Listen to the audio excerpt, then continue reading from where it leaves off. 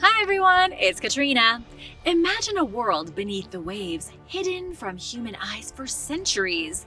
A world filled with ancient secrets, forgotten civilizations, and mind-boggling discoveries. Russian weapons dumped in the Caribbean, a civilization destroyed by an unexpected flood, and a shocking truth about our planet. Let's dive into the craziest things that have been found underwater. Diving into a Soviet prison. Beneath the tranquil waters of a lake in Estonia lie the haunting remains of a Soviet prison. Welcome to Rumu Prison, where the only inmates left are the fishes. Most of the prison is underwater, with the rest of it on the verge of toppling over into the lake. This prison is like the Estonian version of Alcatraz. In a surprising twist of history, this Soviet prison has now become a popular diving spot. In 1937, the first wooden structures were built on the island. The whole prison consisted of a single guard post, 2 barracks to hold the inmates, a factory, and a quarry. The prisoners here were forced to mine limestone at the quarry, more specifically Vasalema limestone, for the production of marble. In 1938, a new marble factory began its operations nearby, and the inmates were used as an easy source of labor. By 1949, the prison had become a small colony. There were more than 400 official inmates put to work in the quarry and at the factory every single day, but the number is likely much higher. More structures were built throughout the 1960s to house what had become a Soviet prison city. Then the limestone started to run out. Not to worry, there were still factories that needed workers. The prison colony only started to fade after the Soviet Union collapsed and Estonia regained its independence. The new Estonia, absent its Soviet overlords, was not as interested in forced labor. When the decision was made to abandon the quarry at Rumu prison, the water overflow stopped. The water overflow had been used to provide water to the settlement and to irrigate the nearby fields.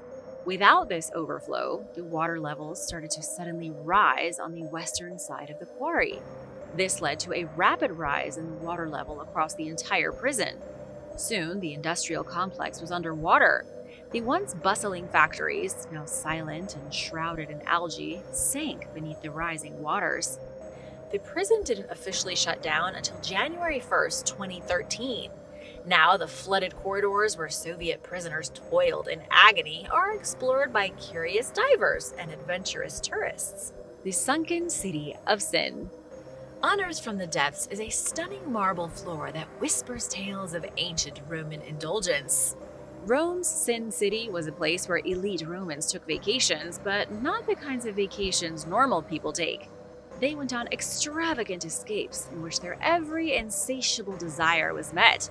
In the city of WWII, the rich could buy just about anything, kind of like Las Vegas. Then the city sank and everyone was sucked into the ocean. Many ancient historians blamed the disaster on cosmic payback, saying the Romans were too sinful and deserved what the gods did to them. Take, for example, the writings of somebody named Sextus Propertius. Sextus described the city of Baiae as a den of licentiousness and vice, like Las Vegas. Roman philosopher Seneca the Younger called it a harbor of vice and advised people to stay away from it at all costs.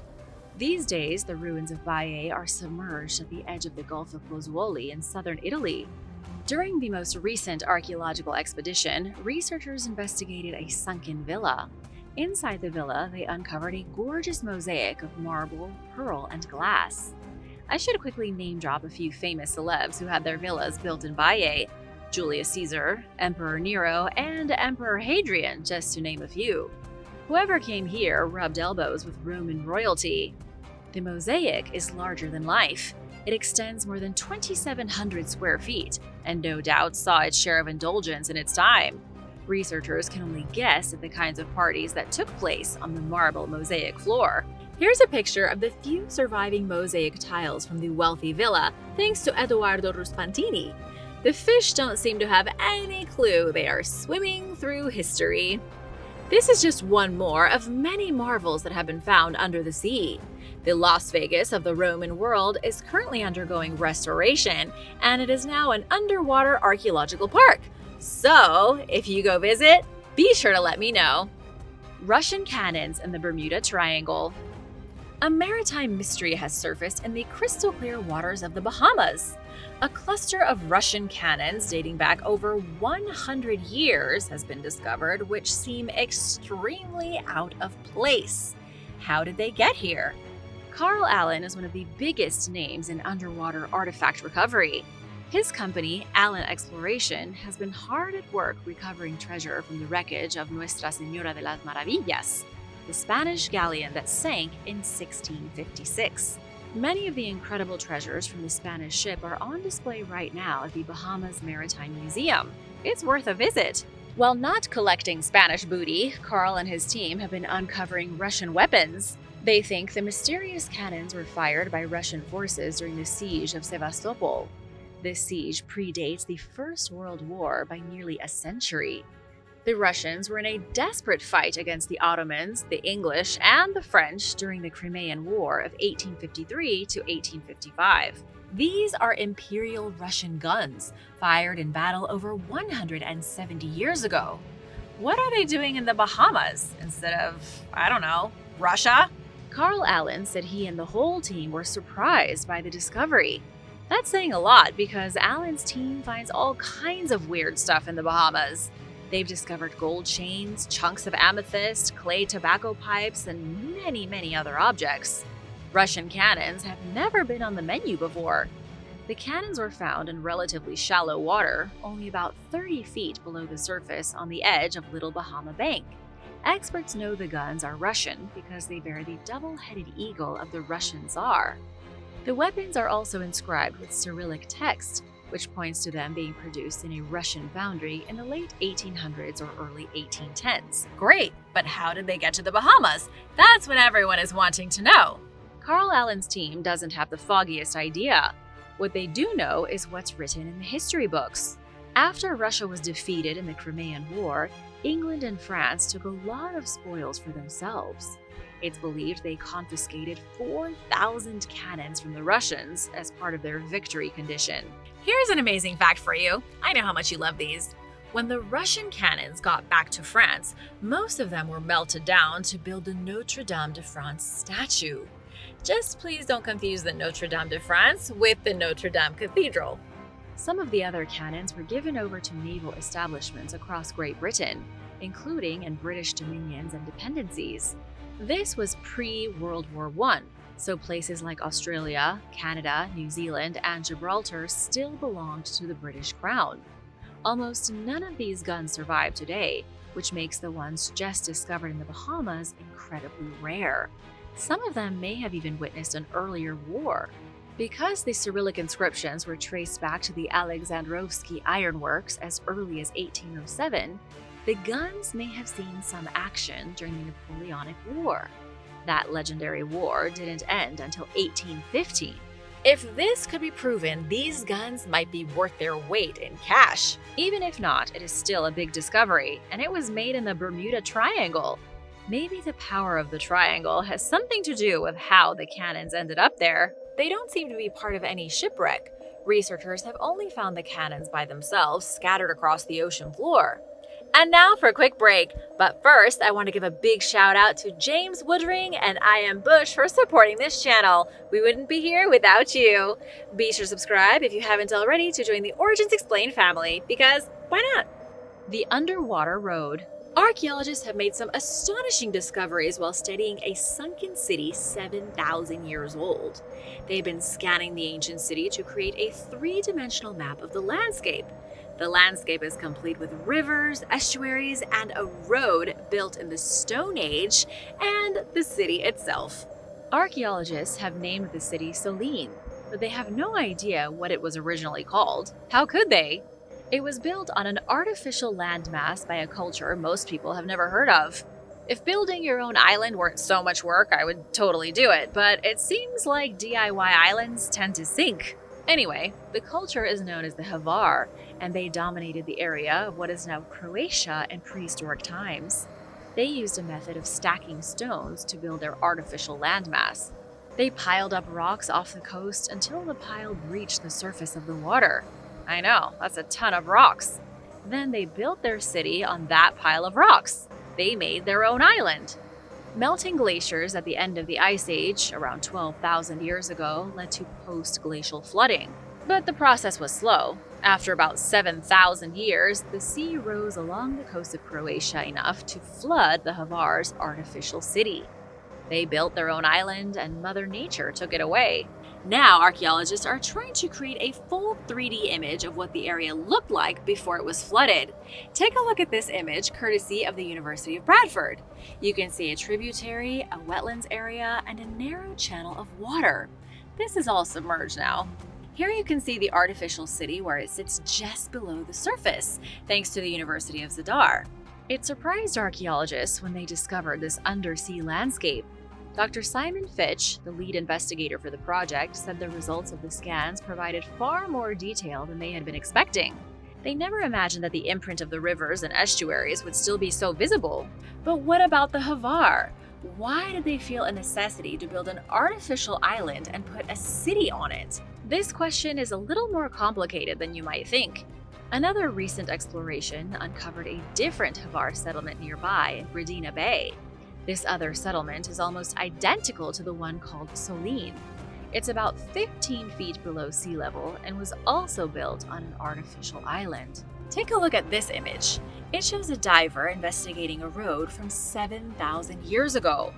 Scientists uncovered the road beneath a layer of what they call sea slime, which you see pushed up on the left of where the diver is. The Hvar could have easily built a city on the coast, but instead they built islands.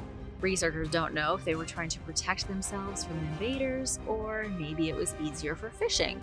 The whole thing is bizarre and only gets weirder with each new discovery. That being said, scientists are hopeful. They think that if they can only understand the Hvar, they'll be able to bridge the civilizations of Greece and Rome with truly prehistoric societies. The marine Pompeii. Scientists recently announced the discovery of an underwater Pompeii off the coast of Morocco. You won't believe what was buried under the solid ash. Volcanoes at the boundary of tectonic plates are known for some of the most disastrous eruptions, trapping life and preserving it underneath thick layers of ash. That's what happened to Pompeii when Vesuvius blew its top. That is also what happened off the coast of Morocco 515 million years ago. Only instead of Roman citizens being preserved as eternal statues, trilobites were the victims of the ancient eruption. Scientists were blown away by the trilobites they found buried beneath ancient volcanic sediment. Make no mistake, these are the best preserved trilobite fossils ever discovered. These fossils have anatomical details that have been missed by scientists for the last 200 years. They are revealing secrets of the ancient animals that would have likely never been discovered otherwise. How much do you know about trilobites? Probably not a lot, but that's not your fault. These weird bug-like shell creatures look more like something you'd find in Pokemon than in real life. The truth is, they've been extinct since the end of the Paleozoic, which was about 252 million years ago. Trilobites were marine arthropods. Their closest living descendants are horseshoe crabs. Maybe you've seen the weird videos online of horseshoe crabs being harvested for their blue blood. Those are the modern versions of trilobites. I forgot to mention that there were at least 22,000 different species of trilobite. Because of their calcite exoskeleton, they fossilized very easily, and that's why scientists have found so many of them. During the volcanic eruption in Morocco 500 million years ago, living organisms were buried by the pyroclastic flows. But when everything solidified, it left the finest details of the trilobites preserved so well, it's scary. Check out this view of one of the trilobites thanks to Professor Abderrazak El Albani from the University of Poitiers. You can see each individual hair. You can see the spines along the appendages, and you can even see the digestive tube completely filled with ash. The tiny little shells attached to the exoskeleton are visible as well. If only scientists could find this level of fossil for something like a T-Rex or a velociraptor. That would be amazing. The USS Harder. 80 years after it sank, a U.S. Navy submarine's wreckage has been found in the South China Sea. The discovery is part of a larger project that's been finding submarines since 2001. This is a brand new discovery from World War II, and it's super exciting to military enthusiasts. Perhaps because this submarine is famous for sinking the most Japanese warships in the entire war. This is the wreckage of the USS Harder, just discovered by Tiburon Subsea CEO Tim Taylor as part of the Lost 52 project. I've talked a little about this project before. It's an initiative that was launched to discover all of the 52 American submarines that were lost during the war. The project recovered its first submarine in 2001, the USS S-36. Since then, they have found 13 more, with the USS Harder being the most recent in May of 2024. Other famous submarines found by Tim Taylor include the USS Stickleback, which sank when it collided with the USS Silverstein during a training exercise near Hawaii, and the USS Greyback, which was bombed by a Japanese B-5N torpedo bomber in the East China Sea. The USS Harder was hit by a depth charge while attacking Japanese escort ships in August of 1944. The submarine didn't go down without a fight. Before it sank, it managed to sink 3 Japanese destroyers, which, let me say, is a major achievement. It also severely damaged 2 other destroyers before it sank. The submarine came to rest 3,000 feet off the coast of Luzon in the Philippines. Here's an image of it now, courtesy of Tim Taylor. It's 4D, not just 3D. I can't wait to see what Project 52 finds next. The mountain sanctuary of the spaghetti monsters. During a recent expedition off the coast of Chile, scientists from the Schmidt Ocean Institute made a groundbreaking discovery: a submerged giant that dwarfs even the most famous peaks on land. They found a huge mountain. It's the biggest mountain you've never seen. The towering natural formation stands 900 miles off the coast of Chile, completely submerged. It is almost 2 miles tall. I'm not sure most people can grasp just how big this thing is. You know about the Burj Khalifa, right? The current tallest building in the world? This new undersea island is as tall as 4 Burj Khalifas stacked one on top of the other. It's bigger than Mount Olympus in Greece, but it's not quite bigger than Mount Fuji in Japan, and it's still not as large as Mount Everest. But come on, that's a hard record to beat. The truly special part of this discovery was the new species that were found flourishing on the underwater mountain. The seamount, as scientists more appropriately call it, is part of a vast underwater range. The undersea mountains are home to sponge gardens, coral cities, and extremely rare animals. Researchers with the Schmidt Ocean Institute spent 28 days on board the research vessel Falkor as they studied the sunken mountains. Falkor is a pretty cool name.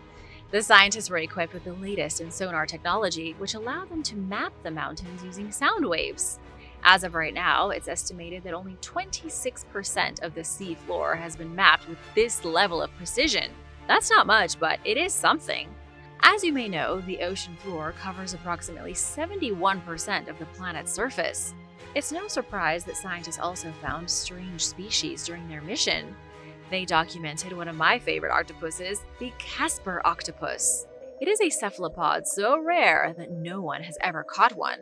Since there isn't a single specimen in a jar in any laboratory around the world, scientists have never been able to give it a scientific name. It's only known as the Casper octopus. Why Casper? Because it's pale white and looks like a friendly ghost. The research team also documented a pair of animals known as Bathyphysa siphonophores. That name is a little much, so you can just call them flying spaghetti monsters. They earned their nickname because they look like weird masses of spaghetti floating in the ocean. Last but hardly not least, scientists captured footage of one of the rarest squids in the world, the Promacoteuthis squid. To date, only a handful of samples have been collected of this squid, and most of them are from the 1800s. The entire genus has only been categorized by dead samples found in fishing nets. The footage taken by the Schmidt Ocean Institute was the first time a Promacoteuthis squid was caught on camera, and it is pretty awesome. The squid looks utterly terrifying with its bluish-purple brain sac and blood-red tentacles. The silver dagger of Manoa. A very cool dagger has been found at the bottom of the sea, and it dates to 3,600 years ago. The dagger is silver and bronze. It was recovered from the ruins of a shipwreck. The ship had been carrying a cargo of copper ingots when it went down for unknown reasons. Everything about the dagger and the shipwreck is mysterious. That's why archaeologists are hard on the case trying to make sense of it. The excavation team, led by Dr. Hakan Onitz from Akdeniz University, believes the ship was associated with the Minoan civilization in the Greek island of Crete. The Minoans, as a refresh, were seafaring people of the Bronze Age. Their civilization emerged from a much more ancient Neolithic culture 5,100 years ago. They began constructing urban settlements on Crete about 1,000 years later. Many researchers think they were the first true civilized people of Europe. Some even think the Minoans were the inspiration behind the legend of Atlantis. Being an island nation isn't always all it's cracked up to be. Around 1450 BC, the Minoans found themselves being culturally influenced by the rapidly progressing Greeks on the mainland, known as the Mycenaeans. These were the people who went to war against the Trojans, if the myths are to be believed. Soon, the Minoans and Mycenaeans had melted into a hybrid culture. It would last until the collapse of the Bronze Age in 1100 BC. The newly found dagger dates to around the time that Minoa and Mycenae hybridized. It was an era of great maritime advancements. The Minoans were a major force to be reckoned with on the high seas. Their trading networks extended to Egypt, Cyprus, the Levant, and beyond. This dagger, shockingly well preserved despite its age, likely belonged to somebody on the ship when it sank. But that's about all the information anyone has. Nobody knows if it was the captain's knife or if it belonged to a crew member. But the dagger symbolizes so much more than just a dagger. The faces of the pharaohs. Beneath the murky waters of the Nile, a forgotten world has been unearthed. Rock carvings of ancient Egyptian pharaohs have been found hiding underwater. Archaeologists were blown away when a diving expedition in the Nile River revealed hieroglyphic inscriptions and the immortal faces of dead Egyptian kings. This incredible new find was made near the city of Aswan in southern Egypt, not far from the famous temple complex of Abu Simbel. When the Aswan High Dam was built in 1960, before the flooding that forced Abu Simbel to be dismantled and put back together, UNESCO tried to record as many archaeological remains as they could find. But UNESCO could only do so much, and ultimately the area was flooded. Even though Abu Simbel was saved, nobody knows how much wasn't saved. There's no realistic guess for how many temples, pyramids, and monuments were still hidden under the sand, and are now under both sand and water. These days, scientists can dive right into the Nile and try to find things that were lost. That's how these new carvings were discovered, with the efforts of a joint French-Egyptian team. They found depictions of a few pharaohs whose names you might be familiar with. Pharaohs like Amenhotep III, crowned king in 1390 BC, or Thutmose IV, and more. There's not much I can tell you about the inscriptions or the hieroglyphics. Everything appears to be well preserved, but scientists don't even know what they're looking at yet. Yes, they recognize the pharaohs, but more work needs to be done to figure out what exactly is drowning in the Nile. Is this a temple, a random wall? What's going on? I can tell you that in ancient times, Aswan was a very important place for the Egyptians. It often marked their southernmost border, separating the lands of Egypt from the lands of Nubia. Abu Simbel was built here with its colossal statues of Ramses the Great. Ramses immortalized himself in stone effigies, each one standing 69 feet tall. Another cool fact about Aswan is that it's home to the Philae Temple complex, a place that some say marks the death of ancient Egypt. They say that because it was at the Philae Temple where the last Egyptian hieroglyphic inscription was made. In 394 AD, a scribe or a scholar etched Egyptian hieroglyphics into rough stone, and then nobody ever did again. The ocean under the ocean. An ocean has been discovered under the ocean. That's probably not something you were expecting to hear today. This discovery is freaking scientists out. Centuries ago, scientists used to think the world was hollow. Then scientists realized the planet is made of layers and has a molten core.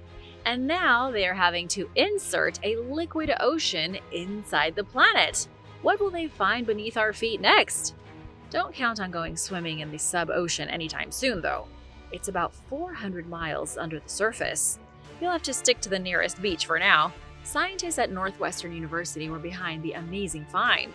They think that understanding this vast unseen ocean could solve a mystery as old as the planet itself: where water came from. Scientists have been debating the origin of our planet's water for years. Some believe that it was comets that brought water to Earth. When icy comets hit the surface, the ice they carried melted. It took a lot of comets, many millions of years, but eventually all that water accumulated into the world's oceans. This new discovery makes the comet theory obsolete. Researchers led by geophysicist Stephen Jacobson found the massive water reservoir within Earth's mantle. The mantle is the extremely hot layer beneath the crust. This hidden ocean, below the crust and in the mantle, is about 3 times the size of all the surface oceans combined. That's pretty incredible. It's also a lot of water. It's hard to even fathom double the amount of water that's in all the oceans of the world. Tripling it makes my brain feel like it's overflowing. You might be wondering how scientists made this groundbreaking discovery. It took 2,000 seismographs deployed in a network across the United States. Each seismograph was like an ear pressed to the surface of the Earth. Scientists listened to the slightest trembling of the planet, analyzed all the data, and realized that seismic waves were passing through an ocean. The interior ocean acts like a sponge, slowing the waves down in a very specific way. There is still a ton of work to be done for scientists to make sense of the inner ocean. Stephen Jacobson said that without this reservoir, it's possible the surface of our planet would be barren. If the water wasn't trapped inside the planet, Earth could be covered in a vast ocean with only a few mountain peaks sticking out at the surface. The tips of Mount Everest would be islands in this scenario. The fateful voyage of the Vasa. The Vasa was a Swedish warship destined for glory, only it never got the glory the shipbuilders anticipated. The vessel met a premature demise during its inaugural journey almost 400 years ago to the day. The Vasa was the Titanic of the 17th century. This mighty ship was commissioned by none other than King Gustavus Adolphus of Sweden. I say none other than, but I have a hunch not many people ever heard of this Swedish king. He wanted the Vasa to be a proud military vessel that would showcase Sweden's naval supremacy. And it was, right up until the point it set sail. 1 mile from the harbor, the warship capsized. It began sailing and then suddenly flipped over and sank, drifting all the way to the bottom of the sea. The shipbuilders had done an atrocious job. There were too many heavy cannons on the upper decks. There was inadequate stability. The design faults were so numerous that it didn't even make it to the open ocean. The warship, supposed to be ferocious and unsinkable, didn't fade into obscurity like so many other sunken vessels. It could have sat at the bottom of the sea, forgotten forever, but it didn't. The Vasa's story lived on. Then, in 1961, Swedish archaeologists rediscovered its sunken remains. The ship was sitting in the exact same place where it sank all those years ago in 1628. Beneath a perpetual cloud of sediment, the ship was almost perfectly preserved. It owes its preservation to the chilly temperature and lack of oxygen at the bottom of the Baltic Sea. What followed was one of the most triumphant salvage and restoration jobs in human history. A team used hydraulic jacks, pontoons, and countless other pieces of machinery to raise the vessel from the bottom of the sea. It took years, painstakingly hoisting the ship 1 inch at a time, but it was totally worth it in the end. The Vasa emerged from the water in front of an international audience. It was a living piece of the past, the intricate carvings along its stern still visible after so many years underwater. Today, the ship looks mostly the same as it did when it sank. It's standing inside the Vasa Museum as one of the only fully intact 17th century warships on the planet. The next time you're in Sweden, I highly suggest visiting the museum. Thanks for watching! Be sure to stay tuned for extra content you might have missed. Antikythera Man. The Antikythera wreck might just be the world's most famous shipwreck. The Roman-era ship went down around 86 BC and is believed to have been carrying part of the loot from a Roman general after a successful campaign. It has given us hundreds of treasures, including the Antikythera mechanism, often referred to as the world's oldest analog computer. The mechanism is actually an ancient Greek astronomical calculator made up of around 30 bronze gears. Discovered in 1900, expeditions have been going on for years, bringing up hundreds of bronze and marble statues, coins, jars, and all kinds of jewelry. But even more surprising has been the more recent discovery of human remains of the crew and passengers. Remains of around 4 people have been found over the years, but in 2016, a team uncovered a whole new skeleton and were finally able to perform a DNA analysis. It was the first time in 40 years that a new skeleton had been discovered, and finally, with modern technology, we can get a lot more information. Ancient DNA expert Hans Schroeder says that the discovery might provide the first opportunity to examine the genetics of an ancient mariner. Human remains from ancient shipwrecks are extremely uncommon, as you can imagine, especially for thousands of years ago. It looks like it was a man that may have been trapped below deck when the ship sunk. Researchers are hoping to find even more human remains in the wreck. Missing World War II submarine. Diver and wreck hunter Massimo Domenico Bordone was out exploring off the coast of Sardinia when he came across a missing wreck from World War II. It was the long-lost British submarine HMS P311, the only unnamed T-class boat. Although it was covered in seaweed and algae, Bordone was able to identify the vessel by the 2 chariot-style torpedoes. These were propulsion vehicles that were fitted to secret naval weapons in World War II, where a diver would actually ride in it. The 275-foot submarine sits at the bottom of the Mediterranean Sea, under 328 feet of water. Before the vessel was found by Bordone and his team, it was last seen on December 28, 1942, as it left Scotland on its way to Malta, carrying 71 servicemen. The HMS P311 then seemingly vanished into thin air. Chances are the submarine was sunk by an Italian mine, but nobody knows for sure. All 71 lives on board were lost. As soon as Bordone saw it, he said that all he could think about was the destiny of the men who met their deaths underwater. The remains are believed to be sealed inside the vessel. It will most likely never be opened, and the submarine will be left alone in its final resting place in honor of the fallen. Relatives of one of the lost men told Massimo, "Sir, on behalf of the family of able seaman El Ati, I would like to thank you for finding HMS P311 and the care and respect that you have shown to those that perished. You have my grateful respect."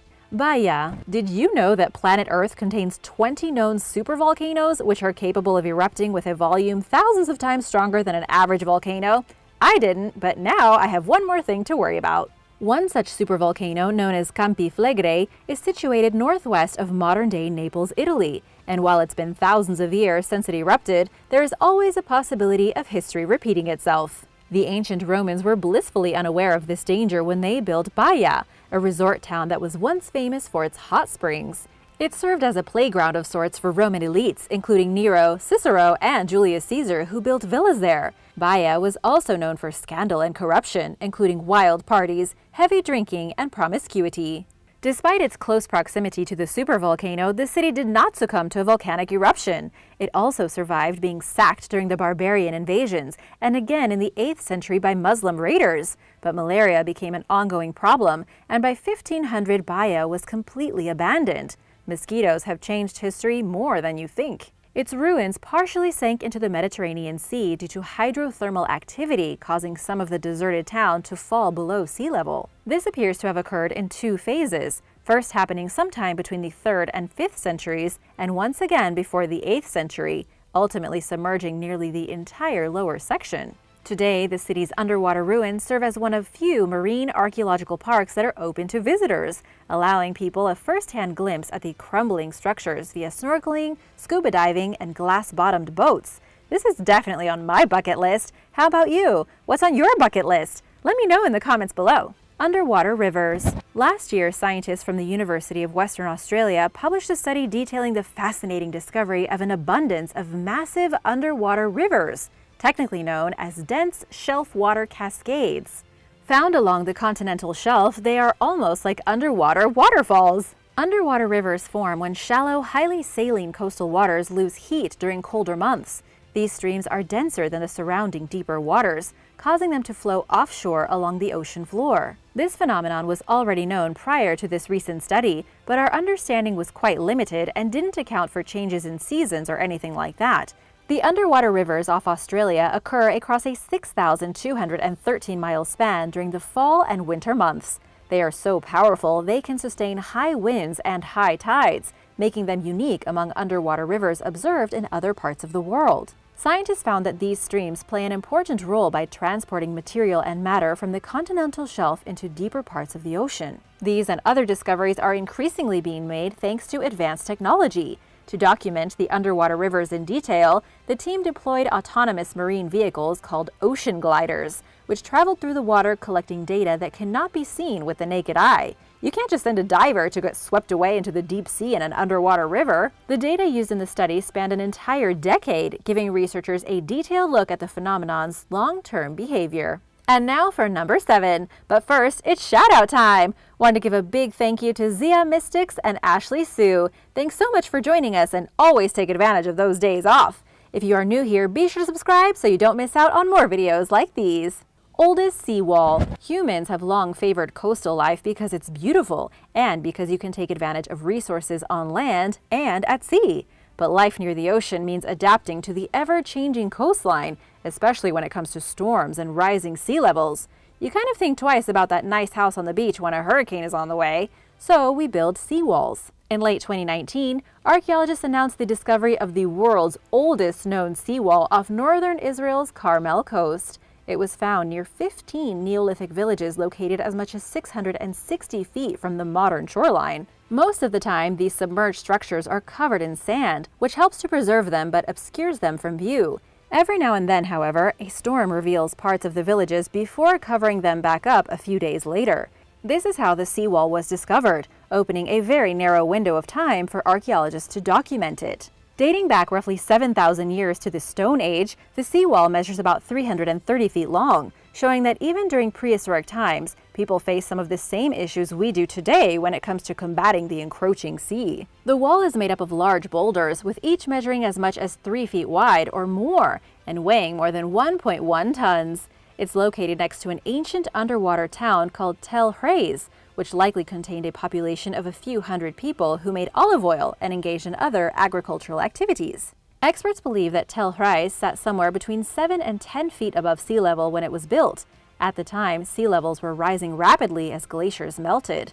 So much so that even if the ocean did not initially swallow the town, brutal storm surges became a problem, prompting residents to build the wall.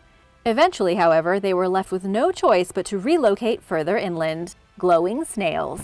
Biofluorescence is a trait most typically observed in bony fishes that live in tropical regions where the supply of daylight is more consistent.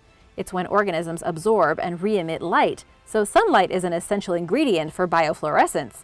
But the limited daylight in polar regions for much of the year makes it less likely to spot animals that glow in the dark in these places. Until very recently, a biofluorescent species had never been observed in Arctic waters. That all changed when researchers spotted snails glowing red and green off the Greenland coast and in the Bering Strait off Alaska. It looks like biofluorescence is completely possible during times when the Arctic experiences prolonged daylight. The authors of the study were pretty surprised. Marine fluorescence is pretty rare in the Arctic, so they were shocked when they spotted juvenile snailfish brightly showing off their fluorescence in not just one, but 2 different colors. Pretty impressive, right? Have you ever been diving? Have you ever spotted a glowing organism? Let me know in the comments below. Researchers said that this was very unusual in a single species. They are working to better understand biofluorescence across fish species in general. That was hard to say, fish species. It's probably used for many things that we are just starting to learn about. Trapped sea creatures. Rising global temperatures recently caused an iceberg roughly 2 times the size of New York City to break free from the Antarctic ice sheet and drift into the Weddell Sea. Shortly after, scientists aboard the German vessel Polarstern traveled to the narrow stretch of water that now separates the iceberg from the rest of the continent, where they took extensive footage and thousands of pictures of the creatures living below the area that was covered in thick ice for over 50 years. They discovered a diverse community of mollusks, filter feeders, sea stars, sea cucumbers, 5 or more fish species, and 2 species of squid. The findings came not long after researchers aboard another vessel spotted a sea sponge colony 3,000 feet below the Filchner-Ronne ice shelf. Scientists are perplexed by the presence of sea sponges and other stationary filter feeders beneath ice, because these life forms rely on sunlight for photosynthesis, so they are typically found in the sunniest parts of the ocean. Finding entire communities of creatures living in the dark makes no sense. The discoveries prove that somehow nutrients are making their way thousands of feet under the ice of Antarctica to provide food for these bottom-dwelling organisms. Researchers took sediment samples from the ocean floor to try to better understand how the ecosystem works.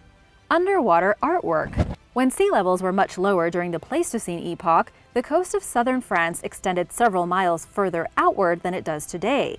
During that time, prehistoric people living in the area entered a seaside cave that sat as much as 330 feet above sea level and covered the walls with ancient artwork depicting hand stencils and a variety of land and sea animals, such as bison, ibex, horses, auks, a type of bird, and seals. Over thousands of years, the water rose, eventually submerging roughly 4/5 of the cave, including its entrance, which now sits at roughly 121 feet below sea level. Diver Henri Cosquer discovered the paintings in 1985 and kept quiet about the discovery. Sadly, the site became widely known in 1991 after 3 divers got lost in the cave and died. Researchers said that this is the only painted cave in the world with an entrance below present-day sea level where cave art has been preserved from the flooding that occurred when the seas rose after the end of the last ice age. At least that has been found. You have to admit it has to be quite a special set of conditions for the water to stop filling up a prehistoric cave just enough to keep the artwork safe. No other Paleolithic art had previously been discovered in the area, and the paintings are estimated to be between 19,000 and 27,000 years old. Today, Cosquer Cave is accessible to divers via a 574-foot-long tunnel, which features submerged artwork leading up to the part of the cave that remains above sea level. That's pretty cool, too. I have to work on my diving skills. Beagle Channel Projectile Point. Located in Argentina's Tierra del Fuego archipelago at the extreme tip of South America, the Beagle Channel is the site of a fascinating discovery of an ancient projectile point deeper underwater than any others ever found in the region. Biologists found the prehistoric artifact while dredging the water about a mile from shore and alerted archaeologist Atilio Sangrando, who recognized it as something remarkable. The discovery begged the question of how the projectile point ended up where it was found, and figuring out the answer could help researchers better understand the movement of the region's earliest human population. Determining the item's age is the first step to solving the mystery, as the Beagle Channel's water levels have changed over time. During the last ice age, for example, water levels were much lower, and the Beagle Channel was merely a lake. Sea levels rose when glaciers melted at the end of the last ice age, starting around 15,000 years ago, dramatically altering the landscape and turning the lake into the channel as we know it today. The point could have been from a hunting spear on land, or it could mean that people here were hunting in the water. People began using rudimentary boats and watercraft at least 7,000 years ago, and maybe a hunter used it as a harpoon. Unfortunately, scientists cannot radiocarbon date the artifact because it contains no organic matter, and since it was removed from the water, there is no way to tell if there were other artifacts nearby. Researchers are on the case to learn more about the people who created it. Prehistoric Aboriginal Settlement. Australia's first human settlers arrived around 65,000 years ago, but scientists have only started undertaking large-scale efforts to recover Aboriginal sites and artifacts in recent years. A groundbreaking study published last year describes one such site that, like many others, became submerged amid rising sea levels after the end of the last ice age. Discovered off Murujuga, also called the Dampier Archipelago in northwestern Australia as part of an ongoing project called Deep History of Sea Country, the settlement dates back roughly 7,000 years. Led by maritime archaeologist Jonathan Benjamin of Flinders University, the team chose the site knowing that 18,000 years ago, its coastline extended roughly 100 miles further than it does today. After an exhaustive search using boats equipped with sonar and LiDAR-mounted planes, a team member discovered a tool made from igneous rock. From there, they found more, amounting to 269 artifacts total. Nearby, in Flying Foam Passage, the researchers discovered a second site containing a stone tool dating back at least 8,500 years. These are the first known marine archaeological sites in the tropics dating back more than 5,000 years. The tools appear to have been used for practical purposes like scraping, cutting, hammering, and grinding. Sites like these can help experts learn more about how ancient people made their way from Southeast Asia to Australia, if scientists can successfully campaign for the same level of protection from off-sea development that is afforded to shipwrecks. World War I submarine.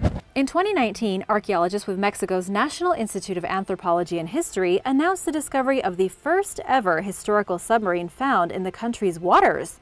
Known as the USS H-1 Seawolf, the vessel was spotted off the shore of Santa Margarita Island in the state of Baja California Sur.